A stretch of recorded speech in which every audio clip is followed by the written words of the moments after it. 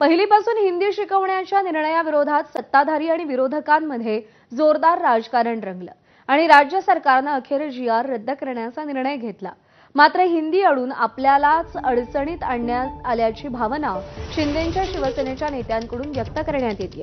शिवसेनेच्या राष्ट्रीय कार्यकारिणीमध्ये मराठीच्या मुद्द्यावर चर्चा झाली।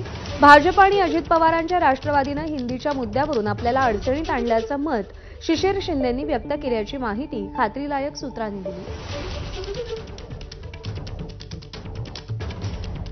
त्यामुळे हिंदीच्या या निर्णयावरून सुरू झालेलं घमासान नेमकं कोणत्या पक्षाच्या विरोधात जाणार आणि कोणाच्या पथ्यावर पडणार याचे राजकीय वर्तुळामध्ये तर्कवितर्क सुरू आहेत। विश्लेषण केलं जात आहे, पण या सगळ्या मुद्द्यावरून आपल्यालाच अडचणीत आणलं गेल्याची भावना शिंदेंच्या शिवसेनेच्या नेत्यांनी बोलून दाखवली आहे। शिशिर शिंदे यांनी कार्यकारिणीच्या बैठकीमध्ये हा मुद्दा मांडलेला आहे। सूरज सावंत आपल्याला या सगळ्या संदर्भात अधिक अपडेट देतील। सूरज, शिंदेंच्या शिवसेनेतल्या नेत्यांना हिंदीच्या मुद्द्यावरून तेच अडचणीत आल्याचं का वाटतंय?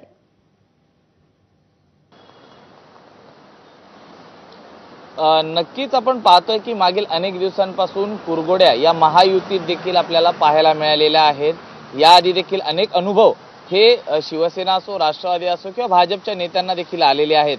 मग राष्ट्रवादीत जर आपण पाहिलं तर रायगडमध्ये स्नेहल जगताप यांचा पक्षप्रवेश करून गोगावलेंना डिवचणं असेल किंवा साताऱ्यामध्ये आपण पाहिलं तर पाटणकरांना प्रवेश देऊन शंभूराजे यांना डिवचण्याचा प्रयत्न असेल, हा देखील भाजप किंवा राष्ट्रवादी यांच्याकडनं आपापसात होताना पाहायला मिळाला होता। दुसरीकडे हिंदी सक्तीवरनं जो निर्णय घेण्यात आला हा केंद्राचा निर्णय होता। इतर राज्यांकडनं त्याची अंमलबजावणी कुठेही केली जात नसताना महाराष्ट्रातनं मात्र ती अंमलबजावणी करावी यासाठी भाजपकडनं आग्रही भूमिका ही घेण्यात आली होती आणि त्यानुसारच शिक्षण मंत्री दादा भुसे यांनी हा निर्णय घेतला आणि या निर्णयावरनं एकूणच जे आपण पाहिलं तर राजकारण झाल्याचं पाहायला मिळालं। सर्वच स्तरावरनं त्याच्यावरती टीका होत होती, साहित्यिक असतील, लेखक असतील याच्यावरनं टीका होत होती।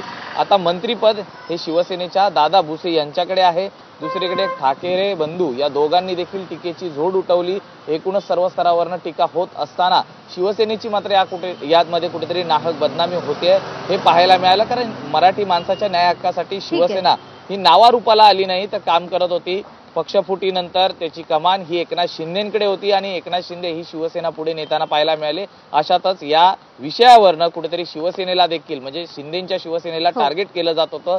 यातूनच ही विभिन्न भावना ही शिशिर शिंदे यांची काल शिवसेनेच्या राष्ट्रीय जे चक्रव्यूह निर्माण झाल्यासारखं त्यांना वाटतंय, त्यातून ते मार्ग कसा काढणार हे पाहणं महत्त्वाचं आहे। सूरज, विनंती सोबत राहा, आणखी एका बातमीचे अपडेट जाणून घ्यायचे।